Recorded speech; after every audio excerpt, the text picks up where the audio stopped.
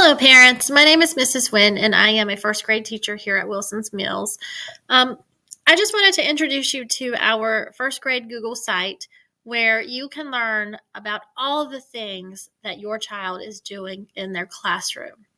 Within this Google site, we will cover standards from math, reading, science, and social studies, along with some digital links for you and your child to enjoy. But for the parents, if you are looking at your child's report card and you are wondering, what do these things mean? What is expected of my child? And how can I find out more information? This is one of the places that you will be able to go. Always, you are encouraged to communicate with your child's teacher. But one of the resources that we have is this Google site that breaks down exactly what our children, our students, are expected to be able to do by the end of first grade. Today, we're going to take a look at math and science. So I'm going to go through some standards, and these are all standards that every first grader is working towards.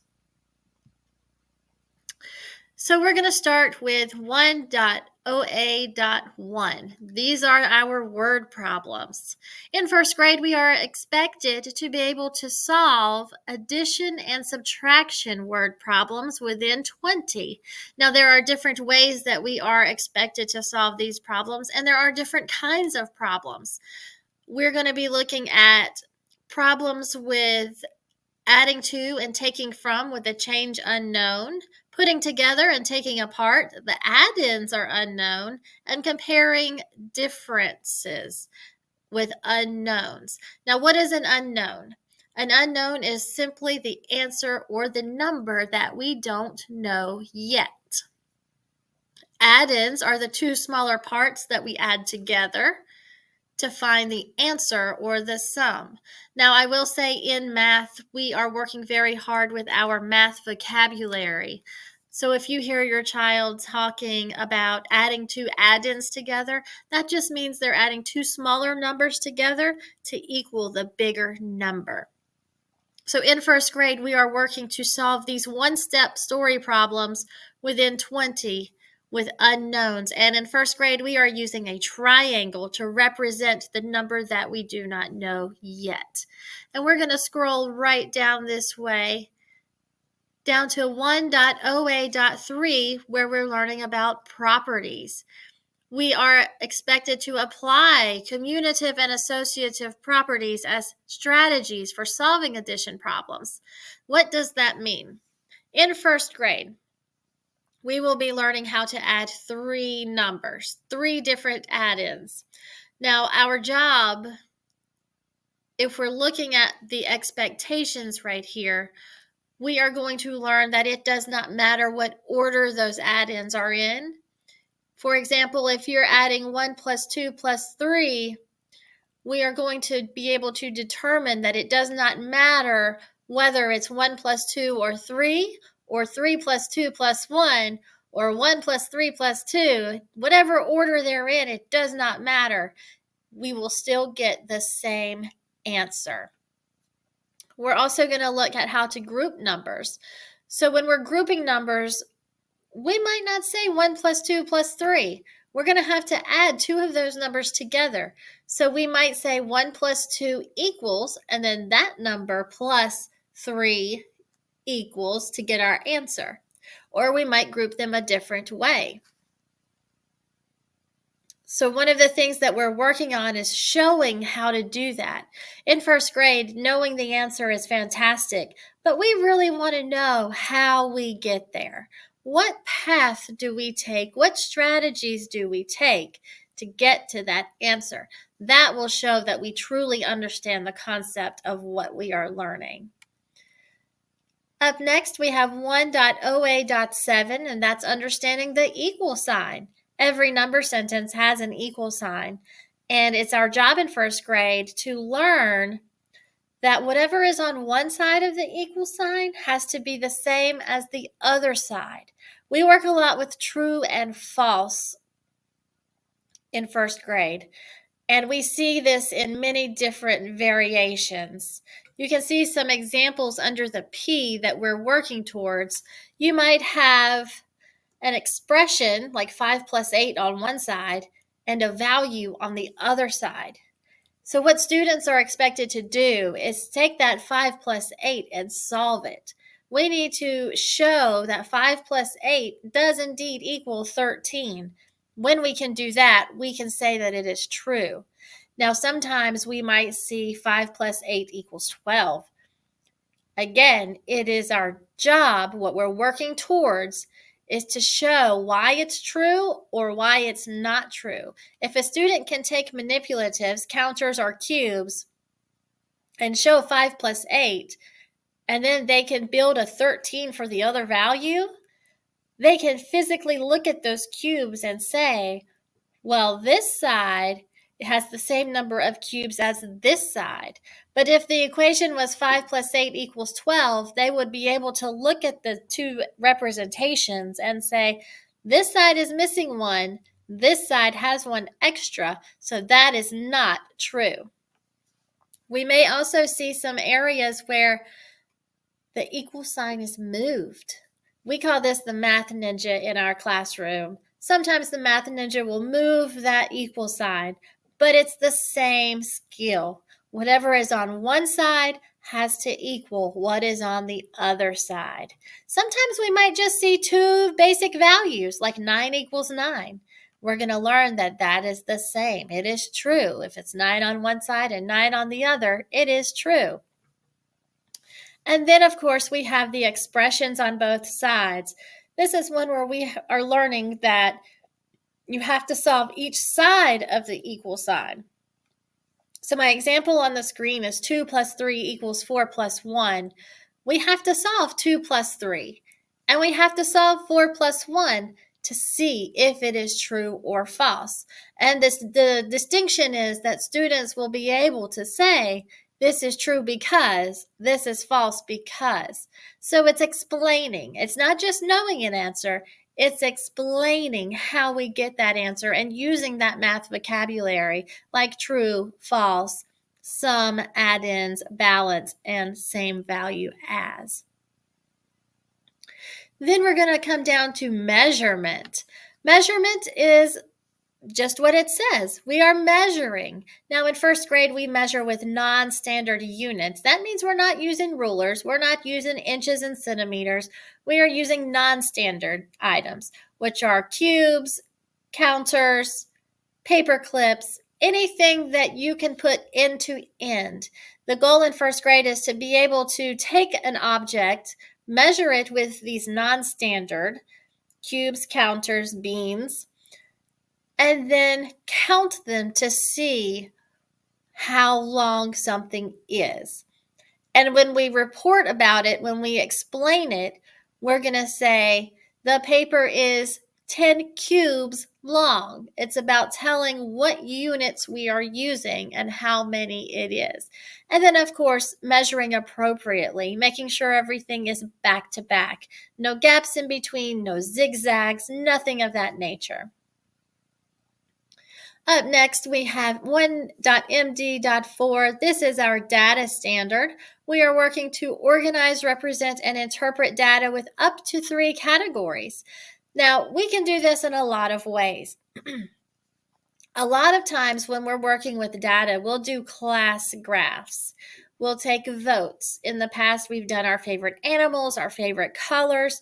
Every kid takes a sticky note and writes their favorite. Then we come up to the board and we organize them. When we're talking about data, we're learning how to organize and represent. So we may put the votes, if we're talking about animals, we may put the votes as ocean animals, land animals. Sometimes we just separate it by the animal. There are many different options for doing this. The next thing we do when we look at the data, we're not just organizing and representing, we are interpreting. This is where we ask those tough questions. How many people voted for this animal? How many people voted for that animal? How many people voted all together? And then we get into the comparing. How many more people voted for cats than dogs? How many less people voted for fish than cats? and communicating that information out. Then we move to place value, 1.MBT2. In place value, we are understanding that the 2 digits of a 2-digit number represents tens and ones. This is where we start getting ready for second grade skills, because in second grade, they really dig into place value, tens and ones, and hundreds. In first grade, however, we learn how to model numbers using math tools. These are our cubes and our counters. We're also going to introduce our towers and our cubes, our 10 towers and our 1 cubes, to start representing those numbers. For example, if I'm building the number 12, I would use 2 10 towers, which are like sticks, and then I would come back and take 2 ones, 2 single cubes to the side, and that would build my 12. That's what we're learning how to do in this standard. We're also working in counting by tens and understanding that tens are made up of the 1, 2, 3, 4, 5, 6, 7, 8, or 9 tens and 0 ones. There's always going to be a 0 in that place for the ones. And students are working to be able to show these numbers with our tools, with our manipulatives. Then we have MBT4, which are 2 digits. This is where we're going beyond 20, beyond 30. In first grade, we do count all the way up to 150, but when we're talking about adding within 2 digits and building 2-digit numbers, we are going to stay within 100. And we're going to learn that a 2-digit number and a 1-digit number, or a 2-digit number and a multiple of 10.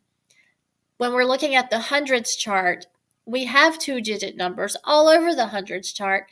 Some of them are multiples of 10, and then some of them are 2-digit numbers that have a 10 but also have a 1-digit number. They have a number in that ones place. And we're going to be using our concrete models, our manipulatives, our counters, our tens and ones, and even the hundreds chart to help us do that. Up next, we have subtraction, MBT6. We do a lot of focusing on subtraction in this standard. And the cool thing about subtraction is that we can relate it to addition. At the time of the year where we get to this standard, we have learned how to make concrete models and drawings using our manipulatives, using number lines, strategies from place value from prior standards, properties of operations, commutative and associative, and now we're building that relationship between addition and subtraction. And just like we did with addition, we're going to be working in multiple tens, subtraction within multiples of tens, and using the modeling to make that happen, using the tens and ones. Then we have geometry, 1G2. In geometry, we are working with 2-dimensional and 3-dimensional shapes. We are learning the characteristics of those shapes, the components of those shapes, the sides, the vertices or corners. We're going to learn if they're flat or if they have substance to them. And with the 3D shapes, we're going to be learning, do they roll? Do they slide? And we're going to be taking both 2-dimensional and 3-dimensional shapes to create new shapes. And finally, we have 1G3, which is fractions. Within fractions, we call those parts of the fractions shares. So you won't hear us say, can you cut that circle into 2 parts? Can you cut that circle into 2 halves? We are going to say, can you cut that circle into 2 shares? So we're going to describe those shares as halves or fourths. We only cover halves and fourths in first grade. And then we're going to be describing the whole of 2 as 2 of or 4 of the shares. So the parts are called the shares, and we're going to talk about them in terms of 2 of the shares or 4 of the shares, halves or fourths. And then understanding that when we keep cutting something into equal shares, the more we cut it, the smaller the parts get. And we use parts and shares interchangeably. Towards the end of the unit of this standard, we do start calling them shares more confidently. And that is it for the math standards. Now, if you come up to the top, we can take a look at science standards. In our science standards, one of the first ones we do are soils. That's 1E2. We're going to understand the physical properties of earth materials that make them useful in different ways. So we're going to be looking at rocks, minerals, soils, water. We're going to be getting out the soils kit that comes with our grade level. And we're going to be investigating each of the kinds of soils, the humus, the sand, the clay. And we're going to plant some things. We're going to watch roots grow. We're going to find out what these things need, what plants need in these different kinds of soils to make growth successful. We also look at ecosystems. Now, in ecosystems, we're going to be looking at various environments, and this is L1 and L2. We're looking at various environments and behaviors of humans that enable those plants and animals to survive. This is where we're getting more into what do plants need. Plants need food and space and shelter. This is looking at how the different plants and animals get what they need from the environment. And we're going to be looking at the North Carolina environments, and we're going to be dabbling in different kinds of environments around the world. We're also going to be looking at how humans affect the environment. What are we doing to take care of our plants and animals? What can we do better? We get into reusing, and recycling, and littering. We're also talking about earth materials. When we're talking about earth materials, this is more of a general overview of rocks, minerals, soils, and water. So in 1E2, we're getting the overview. This is soils that we're looking at. This is soils that we're investigating. The base layer of Earth's materials. And then when we go into that soils unit, that's where we hit the soils standards. So this one generally comes first, and then we dig into the meat and potatoes of what is happening in our Earth. We also discover the Earth, Moon, and Sun in first grade. And within the Earth, Moon, and Sun, we're recognizing the features and patterns of these respective things as observed from Earth. So what we're trying to do is identify at the basic level, we're identifying day and night, what happens during the day, what happens at night, what animals are out in the day, what animals are out in the night. We're describing the differences between this Earth, Moon, and Sun. What do they look like? What do they do for us? And then knowing that the sun is a star. One of the cool things about this standard is that we really investigate the moon, and we talk about the phases of the moon, the patterns of the moon.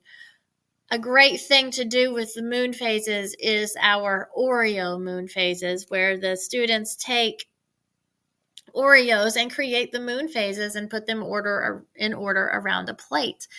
It really brings science to life. And finally, we have forces and motion.